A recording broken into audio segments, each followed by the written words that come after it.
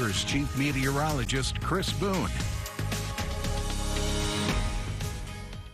Well, just in the past couple of hours, we've really seen an increase in those low-level clouds moving in from the southeast. Again, starting to make its way here in San Angelo. Well, and that's going to continue to cover across the Concho Valley. So we're going to be looking at some of those warmer conditions thanks to that cloud coverage, but we're also going to see the chance for some fog and some drizzle as we go through the evening hours as well. You can definitely see how fast these clouds are moving once we put this time lapse into motion. That's because of the lower level jet. Again, about 850 millibars. We see wind speeds of about 50 miles per hour, and that's what's really kind of putting some speed with those clouds as we head into the evening hours. Again, bringing all that moisture in towards our area.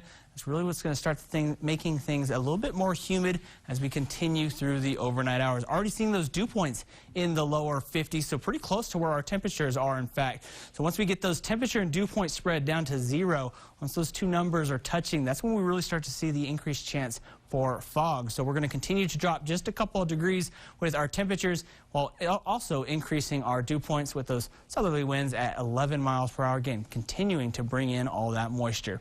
50s and 40s for much of the map, slightly cooler along the eastern parts of the Concho Valley, warmer in the center, and then another band of cooler temperatures, some 40s out in the western parts, so 49 in Sterling City and 45 in Big Lake. Otherwise, still feeling a big impact from those southerly winds. In fact, comparing it to this time yesterday, we're about 30 degrees above where we were this time last night.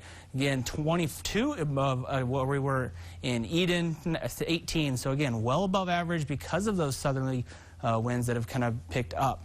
Visibility still on the good side, 10 miles of visibility for most places. Mason's the only place with some restrictions to visibility, but we're going to look at those visibility values dropping as we go through the overnight hours. Tonight, temperatures falling into the upper 40s, some patchy fog and possible drizzle.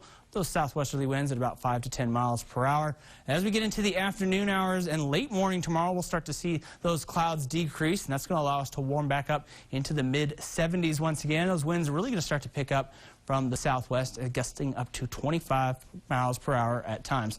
We'll really see most of that fog start to form by about 2 to 3 in the morning, be at its densest about 7:30, so we can see some lowered visibility along the southern parts of the Concho Valley, closer towards I-10 and our southeastern parts.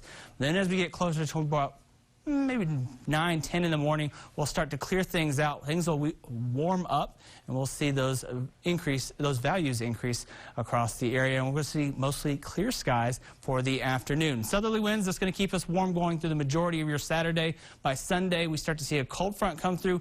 That's going to turn those winds out of the north. Again, still pretty breezy, but allowing the chance for some of those cooler temperatures to start making their way in towards the Concho Valley.